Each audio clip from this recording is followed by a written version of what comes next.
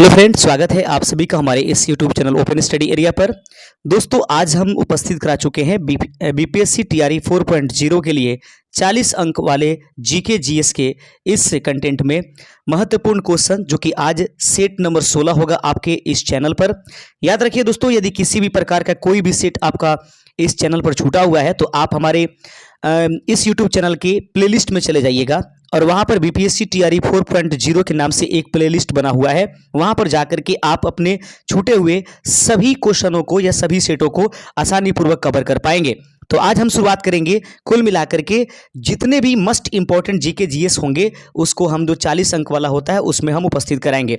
दोस्तों, हम क्षमा चाहेंगे कि मैथमेटिक्स के क्वेश्चन इसमें नहीं डाले हैं। मैथमेटिक्स के क्वेश्चनों को 8 छोड़ करके और साइंस के 8 क्वेश्चन, उसके बाद भूगोल के 8 क्वेश्चन और जो आपके जीके है अर्थात इतिहास से संबंधित जो क्वेश्चंस आते हैं उनके 8 क्वेश्चन हमने किए हैं। तो कुल मिलाकर आपको 32 क्वेश्चंस मिलने वाले हैं और 8 क्वेश्चंस के लिए हम अगले सेट में जरूर कोशिश करेंगे कि हम 40 अंकों का पूर्ण सेट लेकर के आएँ। तब तक देखिए कितने आप सही कर पाते हैं। पहला प्रश्न है कि निम्नलिखित में से सबसे प्रबल अम्ल कौन सा है? हाइड्रोक्लोरिक अम्ल है, नाइट्रिक अम्ल है, H2SO4 और यहाँ पर जो आपके पास एक और अम्ल है जिसको हम लोग AClO4 लिखे हैं। तो दोस्तों, ऐसे तो देखने में बिल्कुल लगता है कि प्रबल अम्ल आपके पास जो होना चाहिए वो ACl होना चाहिए, लेकिन वास्तविक बात यह है कि दोस्तों की जो ऑप्शंस दिया गया है कि निम्नलिखित में सबसे प्रबल अम्ल कौन सा है, तो वो उसका सही आंसर हो जाएगा AClO4। याद रखेंगे AClO4 जो है एक प्रकार का सबसे जो दिए गए ऑप्शन से उसमें सबसे प्रबल अगर कोई अम्ल है तो वो है AClO4। ऑप्शन नंबर डी इस प्रश्न का सही आंसर था। जरूर आप कमेंट करके बताएं कि आप आज के इस सेशन में कुल कितने आंसर सही कर पा रहे हैं। आइए क्वेश्चंस देख लेते हैं। अगला क्वेश्चन आपके सामने है कि कौन सा कोशिकांग power house of the cell के रूप में जाना जाता है? बेहद ही आसान क्वेश्चन है, उम्मीद करेंगे कि आप इसका आंसर भी दे देंगे। कौन सा कोशिकांग जो होता है power house of the cell के रूप में जाना जाता है? राइबोसोम, लाइसोसोम, माइटोकॉन्ड्रिया और गोल्जी तंत्र। इस प्रश्न का सही आंसर है दोस्तों कि वह power house of the cell के नाम से जाने जाने वाली जो संरचना होती है हमारे कोशिका में उसको हम लोग माइटोकॉन्ड्रिया के नाम से जानते हैं। ऑप्शन नंबर सी अगर आपने भी सिलेक्ट किया है तो आपके 2 आंसर सही हो जाएंगे। 32 क्वेश्चनों में कम से कम आप 28 तक जरूर पहुंचने की कोशिश कीजिएगा।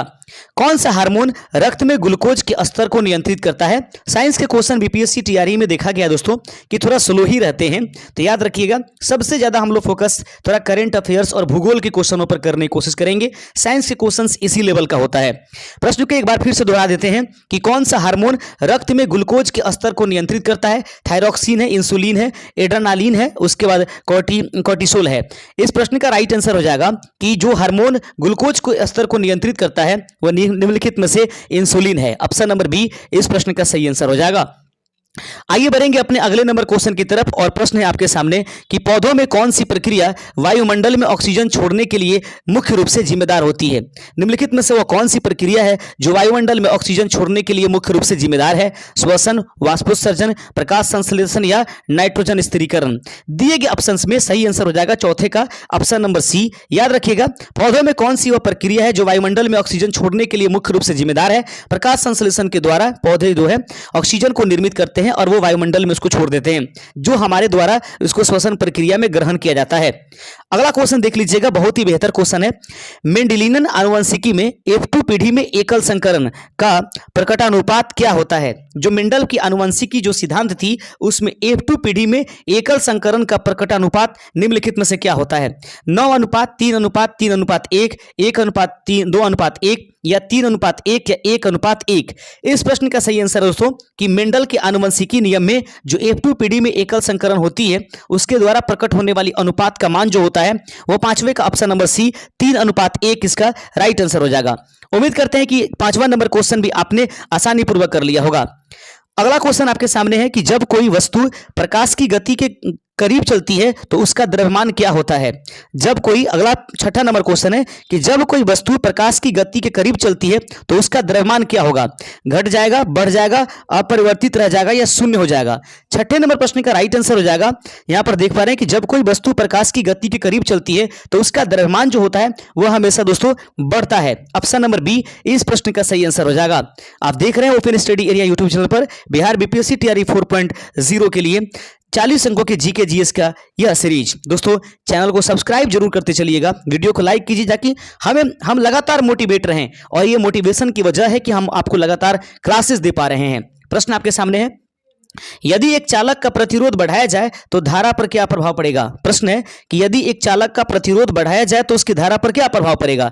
ऑप्शन आपके सामने है कि वह बढ़ जाएगा, धारा घट जाएगी, धारा अपरिवर्तित होगी, और इनमें से कोई नहीं होगा। तो इस प्रश्न का राइट आंसर हो जाएगा 7वें का ऑप्शन नंबर बी कि धारा घट जाएगा। यदि चालक का प्रतिरोध बढ़ा दिया जाए तब धारा का मान क्या हो जाएगा, घट जाएगा। क्योंकि दोस्तों प्रतिरोध का जो रियल इसका डिफिनीशन होता है वो यही होता है कि जो धारा के प्रवाह में रुकावट उत्पन्न करती है।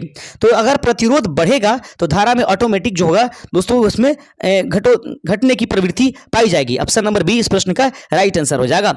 8वां नंबर क्वेश्चन आपके सामने है कि निम्नलिखित में से कौन सा कथन सही है। वह कौन सा कथन दिए गए ऑप्शंस में से सही है, इसको आपको चुनने की जरूरत है। अदिश राशियां जोड़ने में दिशा का कोई महत्व नहीं होता है। सदिश राशियां जोड़ने में केवल परिमाण का महत्व होता है। अदिश राशियां हमेशा शून्य होती है। सदिश राशियां केवल मापन की इकाई होती है। यह प्रश्न आपके सामने है। एक बार फिर से दोहरा लेते हैं कि निम्नलिखित में से कौन सा कथन सही है।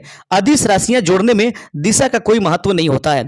सदिश राशियां जोड़ने में केवल परिमाण का महत्व होता है। अदिश राशियां हमेशा शून्य होती है, ऐसा नहीं है दोस्तों। इस प्रश्न का सही आंसर है कि अदिश राशियां जोड़ने में दिशा का कोई महत्व नहीं होता है, क्योंकि अदिश राशि की परिभाषा ही होती है वे सभी क्वांटिटी जिसमें सिर्फ परिमाण होता है, दिशा नहीं। तो दिशा के जोड़ने से कोई फायदा ही नहीं है। यही कारण है कि ऑप्शन नंबर ए इस प्रश्न का सही आंसर माना जाएगा। आप देख रहे हैं open study area YouTube channel. दोस्तों लगातार इस सेशन को लाइक करके और सब्सक्राइब जरूर करते चलें। फिर देखिए आपको फ्री क्लासेस बिल्कुल बिना किसी पेमेंट से हम फ्री क्लासेस एक से बढ़ करके एक देते चलेंगे, और धीरे धीरे अब जो है केवल एग्जाम की डेट की घोषणा होने दीजिए, उसके बाद देखिए तो फॉर्म अप्लाई होने दीजिए, फिर देखिए क्या मतलब इतने बेहतर रंग जमा देंगे आपके इस चैनल पर, और आप लोगों के लिए मजा आ जाएगा आपको।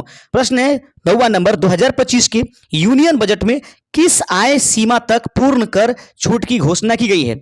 अब करंट अफेयर्स यहां पर शुरू होता है कि 2025 के जो यूनियन बजट थे उसमें किस आय सीमा तक पूर्ण छूट की घोषणा की गई है। ठीक है, यानी कि याद रखिएगा ऑप्शन नंबर डी इस प्रश्न का सही आंसर है। 12.75 लाख रुपए तक की अगर आपके पास आय बजट है तो उस समय आपको आयकर में छूट दी जाती है। ऑप्शन नंबर डी इस प्रश्न का राइट आंसर हो जाएगा।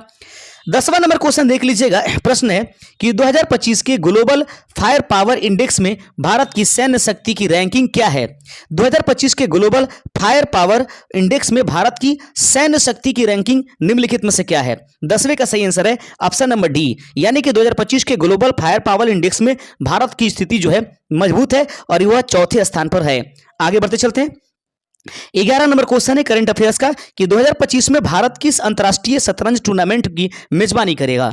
2025 में भारत जो है कौन सी अंतर्राष्ट्रीय शतरंज टूर्नामेंट की जो है मेजबानी करेगा। 11 नंबर प्रश्न का सही आंसर है ऑप्शन नंबर ए, फीडे शतरंज विश्व कप का मेजबानी भारत के द्वारा 2025 में किया जाएगा। अगला प्रश्न देख लेते हैं। अगला क्वेश्चन आपके स्क्रीन पर है और प्रश्न कहता है, दोस्तों देखिएगा ध्यान से, प्रश्न कहता है 12वां नंबर कि 2025 में भारत का परमाणु ऊर्जा क्षमता लक्ष्य क्या है। 2025 में अगर देखा जाए तो भारत का परमाणु ऊर्जा क्षमता का लक्ष्य निम्नलिखित में से क्या है। 12 का सही आंसर है option number C, 100 gigawatt H का इसका राइट आंसर हो जाएगा कि 2025 में भारत का परमाणु ऊर्जा जो क्षमता है वह 100 GW बनाया गया है। आगे बढ़ते चलते हैं। अगला क्वेश्चन 13वां नंबर प्रश्न आपके स्क्रीन पर है और प्रश्न है कि किस भारतीय ग्रैंड मास्टर ने नॉर्वे शतरंज 2025 टूर्नामेंट में महत्वपूर्ण जीत हासिल की है।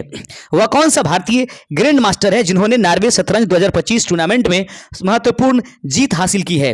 13वें का सही आंसर हो जाएगा ऑप्शन नंबर, दोस्तों एक ऑप्शन थोड़ा सा ये हाइड हो गया है, फिर से हम इस प्रश्न को देख लेंगे।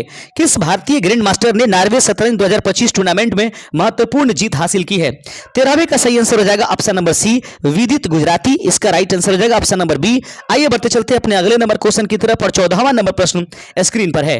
प्रश्न है कि 2025 में बिहार के किस शहर में पताही हवाई अड्डे के विकास के लिए 25 करोड़ रुपए आवंटित किए गए। 2025 में बिहार के वह कौन सा शहर है जहां पर पताही हवाई अड्डे के विकास के लिए जो है 25 करोड़ रुपए आवंटित किए गए हैं। 24 का सही आंसर हो जाएगा option number C, Muzaffarpur. Option number C इसका राइट आंसर हो जाएगा। अगला क्वेश्चन देख लीजिएगा दोस्तों, 15 नंबर प्रश्न है कि 2025 के खेलो इंडिया यूथ गेम्स की मेजबानी बिहार के किन शहरों में की गई। याद रखेंगे, मस्ट इंपॉर्टेंट क्वेश्चन है। 2025 के खेलो इंडिया यूथ गेम्स की मेजबानी बिहार के किन शहरों में की गई है। 15 का सही आंसर हो जाएगा ऑप्शन नंबर ए, पटना, गया, भागलपुर, राजगीर और बेगूसराय।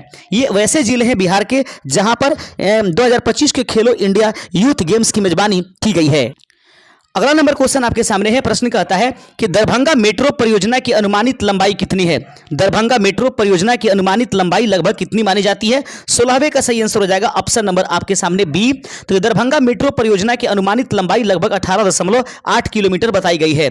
आगे बढ़ते चलते हैं। अगला क्वेश्चन 17 नंबर है, भाखरा नांगल बांध की किस नदी पर बनाया गया है। भाखरा नांगल बांध। अब यहां से भूगोल के क्वेश्चन स्टार्ट हो जाएंगे, जिसमें भारतीय भूगोल से संबंधित आपसे प्रश्न पूछे जाते हैं। भाखरा नांगल बांध की किस नदी पर बनाया गया है। 17 का सही आंसर हो जाएगा ऑप्शन नंबर डी, यह सतलज नदी पर बनाया गया है। आगे क्वेश्चन देखते हैं। उसके बाद आपके पास भूगोल का अगला क्वेश्चन है, 18वां नंबर क्वेश्चन है, कौशल किस फसल की उन्नत प्रजाति है। कौशल जो है किस फसल की उन्नत प्रजाति मानी जाती है। 18 का सही आंसर हो जाएगा, यह मूंगफली की एक प्रकार की उन्नत प्रजाति है, जिसको हम और आप कौशल के नाम से जानते हैं। अगला क्वेश्चन देख लीजिएगा, 19 नंबर है, निम्नलिखित में से कौन सा सुमेलित नहीं है। निम्नलिखित में से वह कौन है जो सुमेलित नहीं है। 19 नंबर क्वेश्चन आप देख रहे हैं, देख लीजिएगा। भील राजस्थान में रहती है, उसके बाद जौनसारी उत्तराखंड में रहती है जहां तक मैं जानता हूं। उसके बाद संथाल छत्तीसगढ़ में, ये नहीं है। और खासी मेघालय, ये सही है। यानी कहने का मतलब कि जो इसमें सुमेलित नहीं है वह है संथाल, छत्तीसगढ़ से संबंधित नहीं रखते हैं। दोस्तों आपको कमेंट करके बताने हैं कि संथाल जो है कहां से जो है हमारे संबंध रखते हैं। अगर आपको मालूम है तो जरूर आप हमें कमेंट कीजिए। अगला क्वेश्चन आपके स्क्रीन पर देख लीजिए, मन्नार की खाड़ी किसके तट के साथ अवस्थित है। मन्नार की जो खाड़ी है वह निम्नलिखित में से किस तट के साथ अवस्थित है। 20वें का सही आंसर हो जाएगा ऑप्शन नंबर ए, यह तमिलनाडु के तट के साथ अवस्थित है। ऑप्शन नंबर ए इस प्रश्न का राइट आंसर हो जाएगा। अगला क्वेश्चन देख लीजिएगा, प्रश्न आपके सामने है और प्रश्न कहता है, दोस्तों ध्यान से देखिएगा। प्रश्न कहता है, एक और क्वेश्चन प्रश्न है कि डुरंड लाइन किसके साथ भारत की सीमा निर्धारित करती है। याद रखिएगा दोस्तों, पाकिस्तान के साथ रेड क्लिफ, चाइना के साथ मैकमोहन, डुरंड जो होता है वह अफगानिस्तान के साथ होता है। ऑप्शन नंबर ए इस प्रश्न का राइट आंसर हो जाएगा। 21 का ऑप्शन नंबर ए इस प्रश्न का राइट आंसर हो जाएगा। अगला क्वेश्चन देख लीजिएगा, प्रश्न कहता है कि क्षेत्रफल के क्रम में भारत के 3 बड़े राज्य कौन हैं। क्षेत्रफल के क्रम से अगर देखा जाए तो भारत के 3 सबसे बड़े राज्य कौन से हैं। सबसे पहले स्थान पर तो राजस्थान आता है। दोस्तों उम्मीद कीजिए कि पहले ही ऑप्शन में राजस्थान है और राजस्थान ही सबसे बड़ा है, इसलिए बाकी पर ध्यान ना दीजिए, लेकिन अपने एक्सपीरियंस के लिए इसको जरूर पढ़ लीजिए। राजस्थान से छोटा मध्य प्रदेश और मध्य प्रदेश से छोटा क्या है, महाराष्ट्र। तो लगातार 3 जो भारत के राज्य हैं जो क्षेत्रफल की दृष्टि से घटते क्रम में, सबसे पहले राजस्थान, मध्य प्रदेश, उसके बाद महाराष्ट्र। ऑप्शन नंबर ए इस प्रश्न का राइट आंसर हो जाएगा। अगला क्वेश्चन आपके सामने है, 23 नंबर क्वेश्चन कहता है, राष्ट्रीय डेयरी अनुसंधान संस्थान कहां है। राष्ट्रीय डेयरी अनुसंधान संस्थान कहां है। अंबाला में, करनाल में, पुणे में या इज्जतनगर। 23 का सही आंसर हो जाएगा ऑप्शन नंबर बी, यह करनाल में उपस्थित है। राष्ट्रीय डेयरी अनुसंधान संस्थान दोस्तों वह करनाल में उपस्थित है। अगला क्वेश्चन देख लीजिएगा, प्रश्न कहता है कि भारत में ऊर्जा का मुख्य स्रोत निम्नलिखित में से क्या है। निम्नलिखित में से वह कौन सा स्रोत है जो भारत में ऊर्जा का मुख्य स्रोत माना जाता है। आणविक, तापीय, जल विद्युत या सौर। इस प्रश्न का सही आंसर हो जाएगा प्यारे दोस्तों कि भारत में ऊर्जा का मुख्य स्रोत जो होता है वह तापीय ऊर्जा है। ऑप्शन नंबर बी इस प्रश्न का राइट आंसर हो जाएगा। 24 का ऑप्शन नंबर बी सही है। आइए बढ़ते चलते हैं, 25वां नंबर क्वेश्चन देख लीजिए। 25 नंबर क्वेश्चन है कि सिंधु घाटी सभ्यता का प्रमुख बंदरगाह स्थल कौन सा था। सिंधु घाटी सभ्यता का प्रमुख बंदरगाह स्थल निम्नलिखित में से कौन है। मोहनजोदड़ो, हड़प्पा, लोथल या कालीबंगन। याद रखिएगा बहुत इंपॉर्टेंट क्वेश्चन है। 25 का सही आंसर हो जाएगा ऑप्शन नंबर सी। याद रखेंगे सिंधु घाटी सभ्यता का प्रमुख बंदरगाह स्थल जो है लोथल है। ऑप्शन नंबर सी इस प्रश्न का राइट आंसर हो जाएगा। आइए बढ़ते चलते हैं अपने 26 नंबर क्वेश्चन की तरफ। महावीर का जन्म कहां हुआ था। यह प्रश्न आपसे पूछा जा रहा है कि महावीर का जन्म निम्नलिखित में से कहां हुआ। वैशाली, पाटलिपुत्र, कुशीनगर या अयोध्या। सही आंसर हो जाएगा दोस्तों वैशाली में जो है वह महावीर स्वामी का जन्म हुआ था। 26 का ऑप्शन नंबर ए इसका राइट आंसर हो जाएगा। आइए बढ़ते चलते 27 नंबर क्वेश्चन की तरफ। और प्रश्न है कि बौद्ध धर्म के त्रिपिटक ग्रंथ किस भाषा में लिखे गए हैं? बौद्ध धर्म के त्रिपिटक ग्रंथ किस भाषा में लिखे गए हैं? 27वें का प्रश्न का सही आंसर हो जाएगा ऑप्शन नंबर बी, यह पाली भाषा में लिखा गया है। बौद्ध धर्म के त्रिपिटक ग्रंथ जो है किस भाषा में लिखा गया है? ऑप्शन नंबर बी, यह पाली भाषा में लिखा गया। ऑप्शन नंबर बी इसका राइट आंसर हो जाएगा। अगला क्वेश्चन देख लीजिए, 28 नंबर प्रश्न है कि दिल्ली सल्तनत का पहला सुल्तान कौन था? दिल्ली सल्तनत का पहला सुल्तान कौन था? तो यहां पर देख लेंगे गुलाब किले तो सुंगलो, यहां से गुलाम की देख लीजिएगा। तो दिल्ली सल्तनत का पहला सुल्तान निम्नलिखित में से कौन था? तो 28 का प्रश्न का सही आंसर हो जाएगा option number B, Qutubuddin Aibak, यानी ये गुलाम वंश से संबंधित था। तो सबसे पहले गुलाम वंश आया दिल्ली सल्तनत में और वो गुलाम वंश के संस्थापक कौन था? कुतुबुद्दीन ऐबक, इसलिए ऑप्शन नंबर बी इस प्रश्न का राइट आंसर हो जाएगा। आइए बढ़ते चलते हैं, बिल्कुल एनर्जेटिक रहिए, चैनल को सब्सक्राइब करते रहिए, हम भी एनर्जेटिक बने रहेंगे आपके लिए। पानीपत की पहली लड़ाई किसके बीच में लड़ी गई थी? पानीपत की जो पहली लड़ाई है वह निम्नलिखित में से किनके किनके बीच में लड़ी गई? 29 का सही आंसर है ऑप्शन नंबर आपके पास बी, यानी कि बाबर और इब्राहिम लोदी के बीच में जो पानीपत की पहली लड़ाई लड़ी गई थी। आपको कमेंट करके बता देना है कि पानीपत की प्रथम लड़ाई लड़ी कब गई थी। आगे क्वेश्चन देख लेते हैं। प्रश्न आपके सामने है कि अकबर के नवरत्नों में से एक तुलसीदास ने किस ग्रंथ की रचना की थी? अकबर के नवरत्नों में उपस्थित रहने वाले तुलसीदास ने किस ग्रंथ की रचना किया था? तो 30 का सही आंसर हो जाएगा ऑप्शन नंबर ए, उन्होंने रामचरितमानस लिखा। ऑप्शन नंबर ए इस प्रश्न का राइट आंसर हो जाएगा। आइए बढ़ते चलते अपने 31 नंबर क्वेश्चन की तरफ। और 31वां नंबर प्रश्न आपके स्क्रीन पर है। प्रश्न कहता है किसने 1857 के विद्रोह को भारत का पहला स्वतंत्रता संग्राम कहा? प्रश्न आपके स्क्रीन पर है। प्रश्न कहता है कि किसने 1857 के विद्रोह को भारत का पहला स्वतंत्रता संग्राम कहा था? 31 का सही आंसर हो जाएगा ऑप्शन नंबर आपके सामने सी, वी.डी. सावरकर। किसने 1857 के विद्रोह को भारत का पहला स्वतंत्रता संग्राम कहा? ऑप्शन नंबर सी इस प्रश्न का सही आंसर है वी.डी. सावरकर। 32 नंबर क्वेश्चन आप लोग देख लीजिए। 32वां नंबर क्वेश्चन है इलाहाबाद के नेहरू रिपोर्ट का मुख्य उद्देश्य क्या था? इलाहाबाद में उपस्थित होने वाले नेहरू रिपोर्ट का मुख्य उद्देश्य निम्नलिखित में से क्या था? दोस्तों 32 का सही आंसर है भारतीय संविधान का मसौदा तैयार करना इलाहाबाद के नेहरू रिपोर्ट का मुख्य उद्देश्य था। ऑप्शन नंबर ए इस प्रश्न का सही आंसर था। दोस्तों जाते जाते हम आपसे एक क्वेश्चन जरूर पूछेंगे जिसका आप लोग हमें कमेंट करके जवाब दीजिएगा। प्रश्न है कि आंसर द कमेंट, और प्रश्न है कि भारत में रॉलेट एक्ट कब लागू हुआ?